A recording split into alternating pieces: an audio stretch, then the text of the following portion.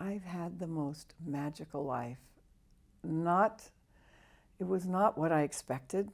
It was not at all what I dreamed about, but wow, I wouldn't trade it for anything in the world.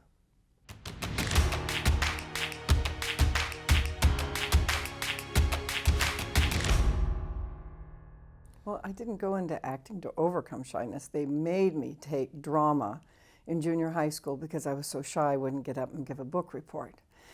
So I was sort of forced to get into acting, but I wasn't thinking of it as a career. It was only a way to pass English. And so I was discovered when I was 15 with a girlfriend on a commercial, and she was up, and by the end of the day, there were like 200 girls. The director came out and he said, "I'll see you." And I said, "I'm not here, she's here." And she went in and she said, "They want to see you." And I said, "Why?" And he said, "I don't know." And I went in and he said, "We want you to do the commercial." I said, "My girlfriend will kill me. I can't do that."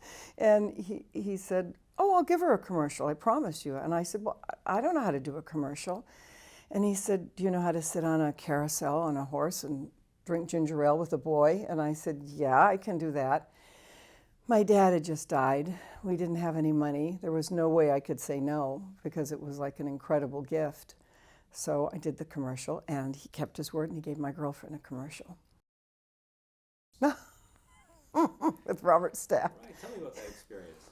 Well, I mean, all of the Untouchables, Ozzie and Harriet, all those things that I did in those days were like a blur to me because I kept thinking somebody was going to find out I didn't know what I was doing. You know, I was just so surprised. It was like I would go out for a commercial or a part and they would give it to me. And it would be like, don't they know? I don't know what I'm doing. And so I mostly showed up in terror, hoping that I could get through it and get the check and that nobody would notice. Well, the funniest thing about that character is I went up to see Levy Gardner and Laven for a movie, not Big Valley. And I did a reading for Arnold Laven, and he said, "That's the worst reading I've ever heard." I said, "Okay." So I got up to go out of the room. He said, "But you have a quality I really like, and we're doing this other thing called the Big Valley. Could you sit and read and I'll go through it with you?" And I said, "Sure." So he went through it with me, and they tested 3 girls and 3 boys for it. I tested with Lee Majors, and we got the part. Now, Lee Majors was so nervous about doing this show that he kept his job. He worked in the parks, and he kept his job for the first 2 years of the show in case the show was canceled. So none of us really knew what we were doing. Kept going because it was so extraordinary to make that kind of money. I mean, I was working in high school at the Paramount Theater in Hollywood, on Hollywood Boulevard, as a cashier, as a usherette, the popcorn girl. I mean, I had a job, and they would let me off to do these things that were just so outrageous that would come to me, and that I never knew when they would stop because I didn't understand show business because it was never my intention to be in it. And so, when I did Big Valley, it was a big change in my life because then it sort of put me in with the public week after week, and people began to know who I was, so I could think differently about possibly this could be a career. Well, firstly, I was so afraid to meet Barbara Stanwyck. It was just, I was so nervous the day I went on the set. I was all geared up, and she came walking up, and I thought, my goodness, on the screen, she looks so tall and so big, and she was so little. I was like, first I was taken back. I thought, oh, goodness. But boy, don't ever underestimate her because she's a powerhouse inside. But the minute that I met her, I knew. I don't know what I knew. She was an absolute pussycat in her heart. She was the softest lady inside, and all of that exterior was to make sure you didn't find out that this gentle little thing was inside of her. Well, it was her show. And I'm so grateful that at that age I could do a TV series with a woman like that, who was a legend in her own time, who was so professional. She was so professional. She knew every crew member's name. She knew everything. "Hey, Jack, how's your dog? Is your mother okay? Is your this okay?" She would walk and talk to them all and sit down, and she knew, she said, "Audra, when you come, she used to call me Audra all the time, never Linda, Audra. When you come to work, be on time, know your lines. I said, yes, ma'am, I will do that. And I used to call her Missy. Everyone who knew her would call her Missy. And every morning she'd come in and she'd say, you need more energy. Come with me. And I'd say, what? And we'd walk over to where they had the medical little place on the lot, and she'd say, give her a B12 shot. She needs more energy. Give me a B12 shot. And we'd go back, and she'd say, okay, and you should have more steak for breakfast. She'd say, get more protein. Well, one day on the set, the director came up to me and he said, you know, today we're going to shoot the scene with the runaway horses, and Missy's going to do it. She's actually going to be in the shot, not using her stunt woman, and we just love it if you'd be there with her because it's easier to shoot if we have two of you there. And I said, oh, runaway horses. So I thought, well, it must be safe if she's going to do it. Why would they have her do it if it wasn't going to be safe? And so I said, okay, I'll do it. Next thing I knew, we take off, the horses are running. It was like, oh my God, what is this that we're doing? She lived for the moments we'd have. Today's the burning building. Today's the earthquake. Or today, you know, it was like all of these things just, I would come to work and she would just be so excited we were going to do it, you know, and I'd be strapped to the wall and the walls would be on fire and I think, this is fun. And I ended up actually loving it. I ended up loving doing my own stunts. I look forward to going in with her and having the moment, and it spilled over in Dynasty, it spilled over in everything that I've done. Now, just for the record, we do pay the stunt girl. We don't put them out of a job. I've had some people complain, oh, how could you do that to the stunt people? We always had them there. We always paid them. And as a matter of fact, I used my stunt girl all through Dynasty. So we didn't put anybody out of a job. We just had fun. That's the reason that I've always loved Westerns more than anything else that I've ever done, is because you're in nature. You're out of the soundstage most of the time. You're with horses and animals and cowboys and people who just have no issues about, am I important, and oh, look at this or look at that. You're just with real people in a real setting. And even when I did Tom Horn, the cinematographer, I think his name was John Lorenzo, played classical music in between takes, and there we were in Arizona, New Mexico, and out in these beautiful hills and the sun setting, and classical music was going. I thought, they're paying me to do this. I just love this. I think that she was a groundbreaking woman. I mean, I think she never fit in any category. She did pretty much anything that she wanted to do. And I think that was what was great about her, is she was not hindered by anything. You know, she used to tease me during the show because Nolan Miller used to design the clothes for us. And I have big shoulders, and everything then was supposed to be little shoulders, and they would have to cut everything very small. And they had a very small budget for me because I wasn't a star at the time, and she was, so Nolan would make her all these gowns. And she got upset because they had a limited budget for me. So one day she went to the producer and she said, I want Audra to have more clothes. And he said, well, we don't have the money for that. So she called Nolan Miller over and she said, take several of my outfits and have them remade for her. And, you know, she was this big and I was this big. So we had to do a lot of remaking. But she got me new clothes from her clothes. It was almost as if she thought of me as her daughter. Audra was her daughter. And my mom died during Big Valley. And she came up to me one day on the set and she said, Audra, I know no one will ever replace your mom, but I'll be your mom from now on. And she was there for me. And you guys kept that relationship going? Kept that relationship going. Well, strangely enough, as life would have it, I met Lee Majors the first week he came to California, and he ended up being over at a friend's of mine's house with his wife and his child, and I met him. So it was like, I'm here to try to work and film and whatever, and he left, and then we ended up testing together, which was really very bizarre that I would meet him, and then we would be together, and I remember we were just like, oh my God, do you think we're doing this right? What do we have to do to get this part? And we were very excited about it, but we were both very, very nervous. Well, I think they felt that in the Wild West there were a lot of people who came over and they wanted to show that reality, that it was a melting pot, that this was not just a lot of, you know, English people running around. And I think that was great that they did show all of those people in the show.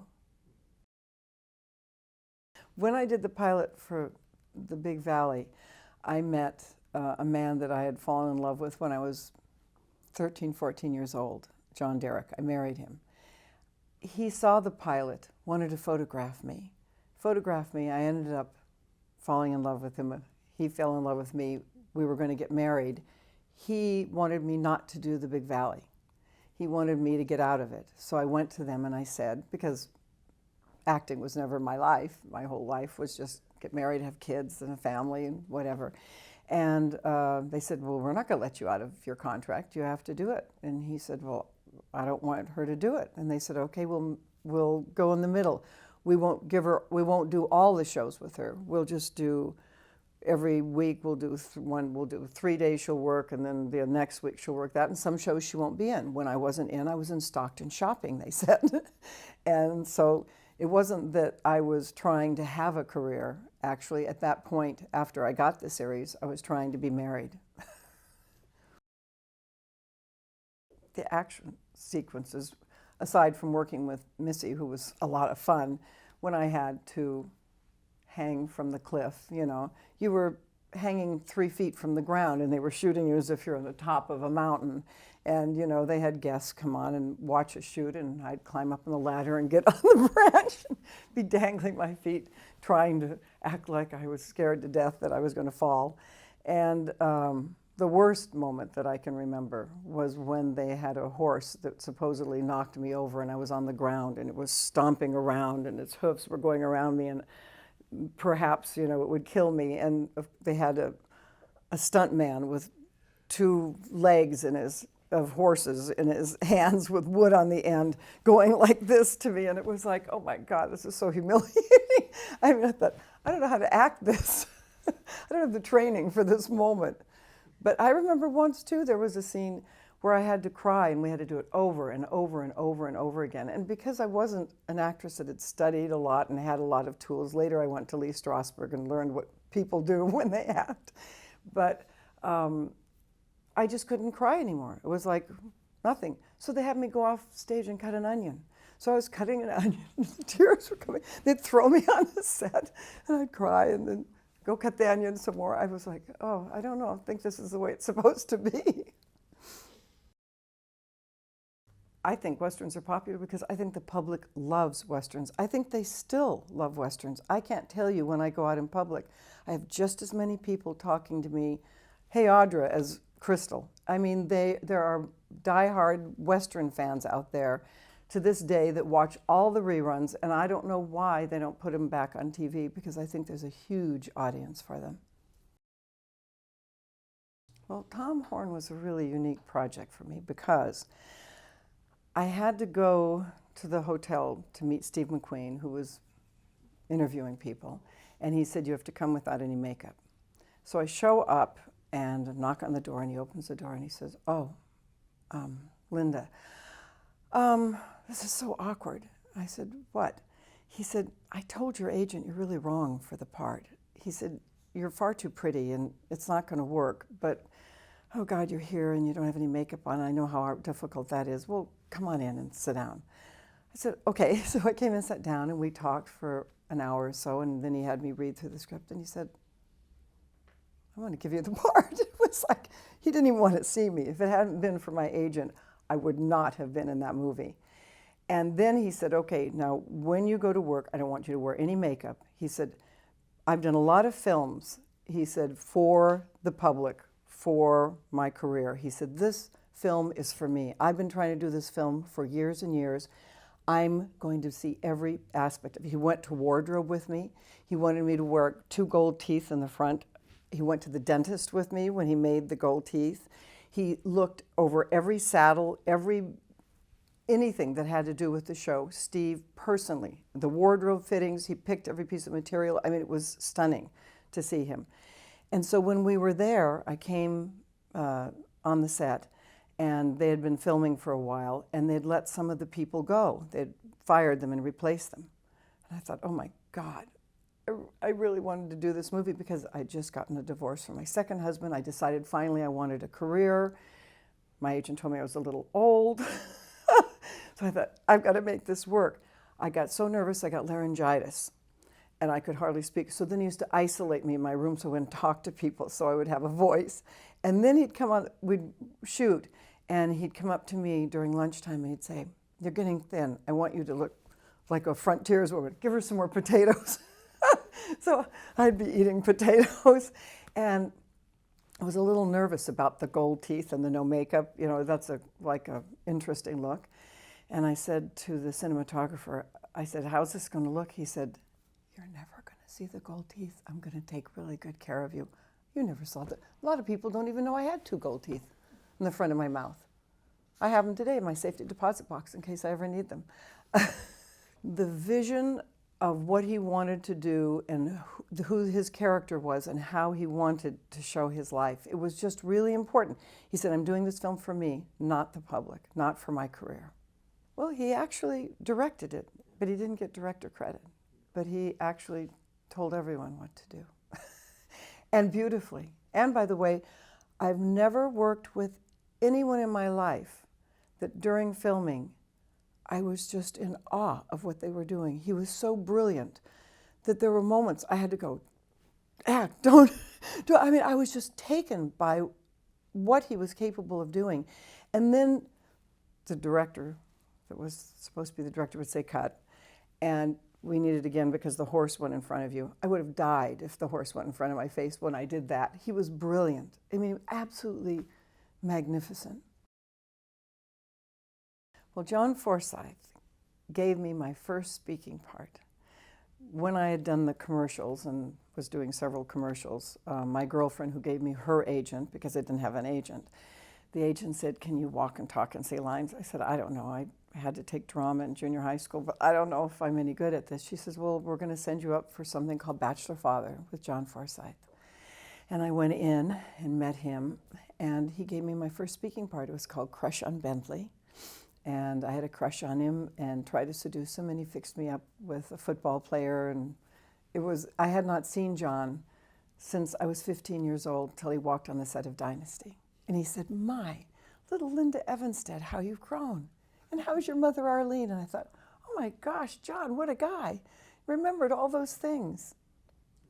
And I found in the 3rd or 4th year of Dynasty, my mother collected everything when I began my career, every little thing.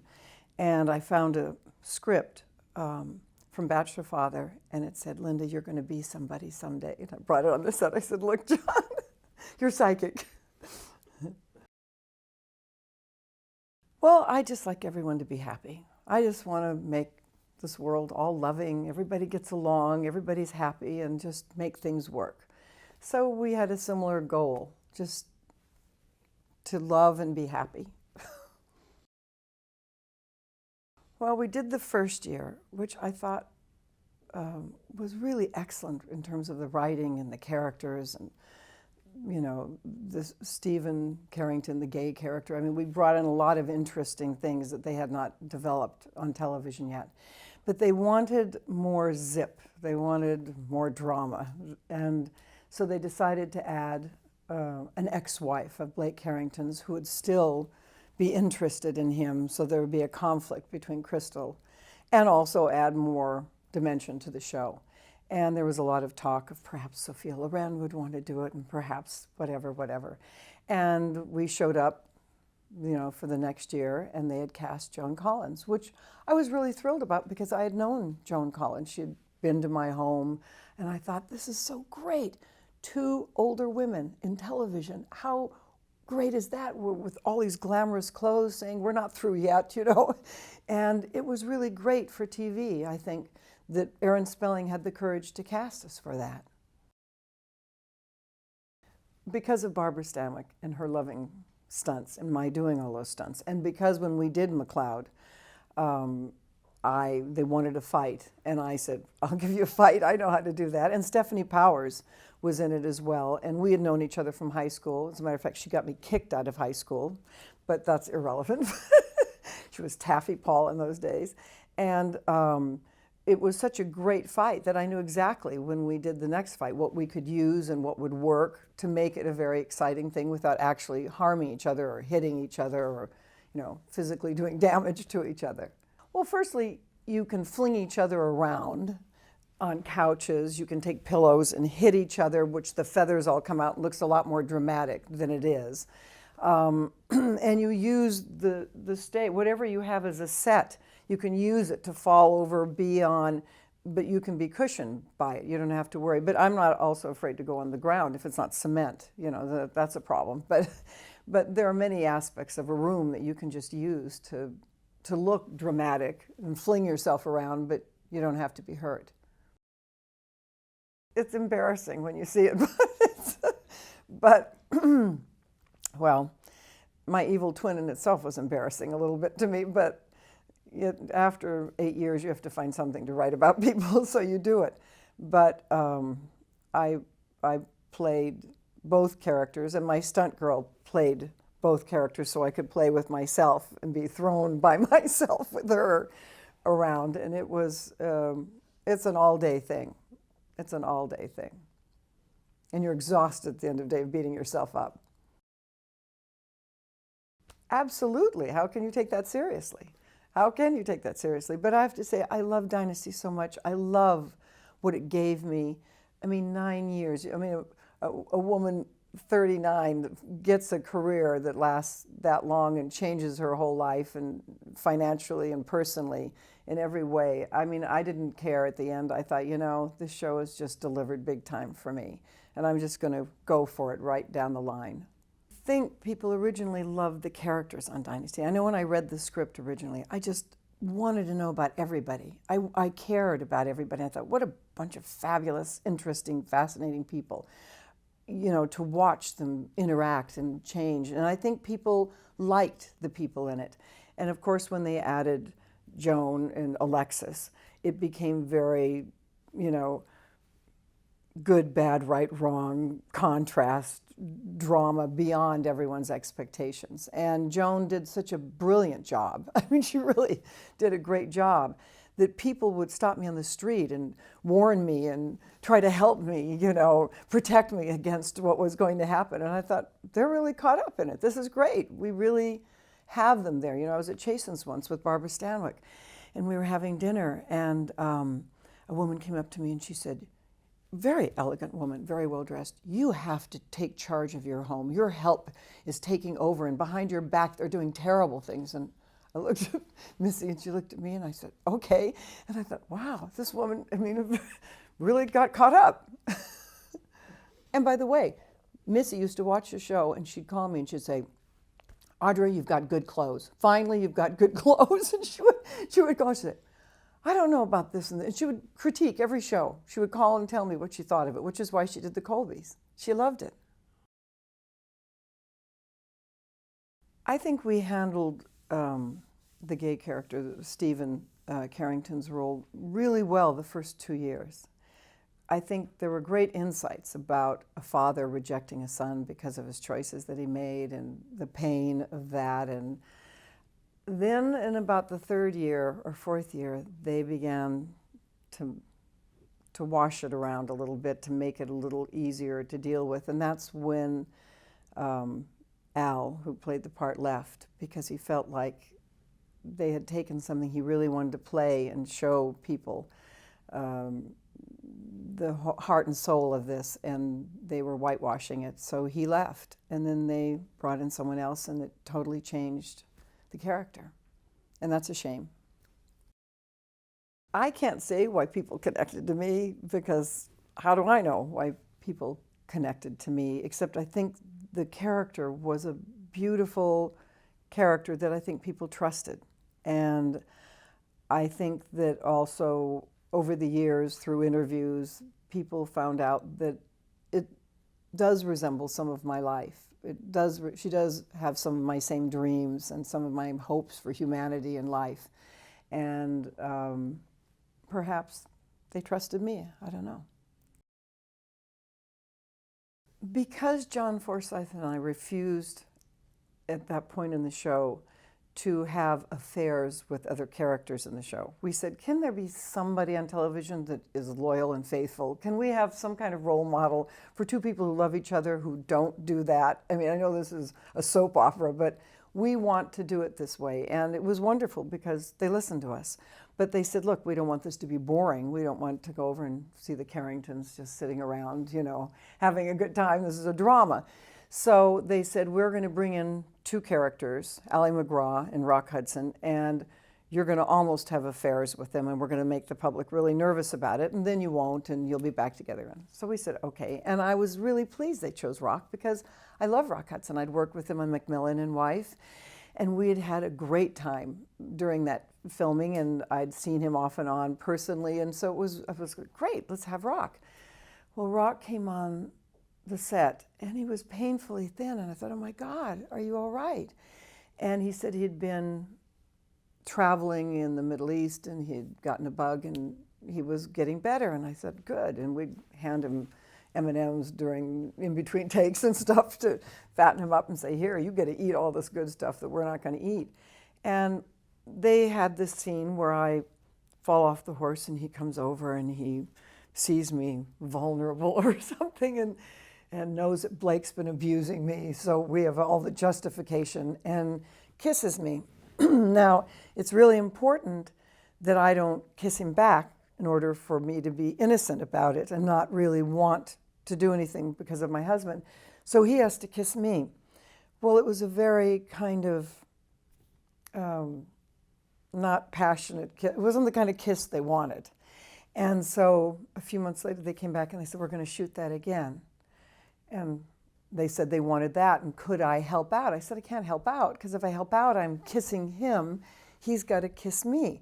So he understood that. And so we reshot it, and he did the same thing.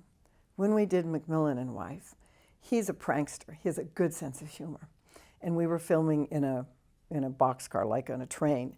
And we were waiting, and they were outside the camera crew and whatever. He said, for laughs, because in the show, his wife was pregnant. Susan St. James was pregnant, and so he was on the train, and I was someone involved in espionage. I don't remember exactly the thing, but I was up to no good.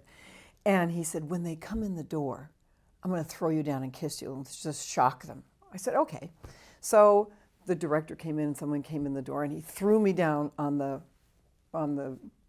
couch, and he kissed me passionately. And I remember thinking, wow, Rock Hudson, my goodness, he can certainly kiss. And so when he did this scene with me and just went like that, I thought, I know he can do the other, but he's not doing it. And I'm certainly not going to tell him how to act. I mean, he's an incredible actor. So we shot it again. They weren't happy again. But in retrospect, I understand he was trying to protect me, because he thought if he gave me the kiss he gave me in Macmillan and Wife, it could have passed germs or something could have been, because nobody knew in those days what it meant. There was, as a matter of fact, there was such a big scare on the set that some of the people in the cast wouldn't eat with me, wouldn't shake my hand, and wouldn't be with me in the same room, because they were afraid they could give their children or somebody AIDS if they didn't know, if they shook my hand, if the makeup thing. There was just weeks and weeks of being very careful. Were you afraid? No, I knew he had protected me. Well, guest starring is fun because it's always new, and you meet new people and you get to experience them and their world. But I preferred doing a series and having a set place and having people come in and visit us. That's my favorite way to work. Well, I think that on Dynasty we've welcomed people and made them feel very, very comfortable. And I know part of that is because I've always been welcomed. And I know how important it is to go as an actor on a set and not know anybody or anything that's going on, and have somebody actually come and be very warm to you and make you feel at ease with what you're going to do. So, you know, you do unto others as they do unto you, and it was really nice that I had that experience early on. Isn't that something? You just stay alive and keep doing what you love, and interesting things happen. I loved Hell's Kitchen. I loved it.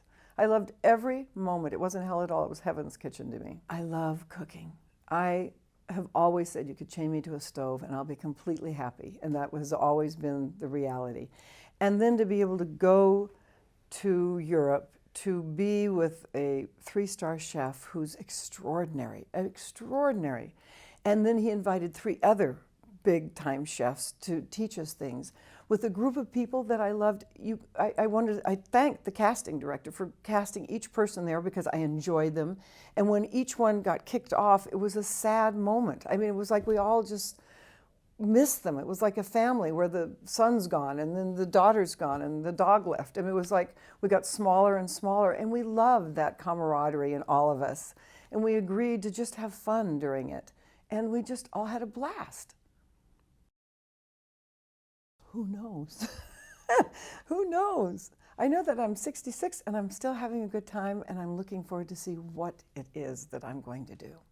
I've had the most magical life. It was not what I expected. It was not at all what I dreamed about, but wow, I wouldn't trade it for anything in the world.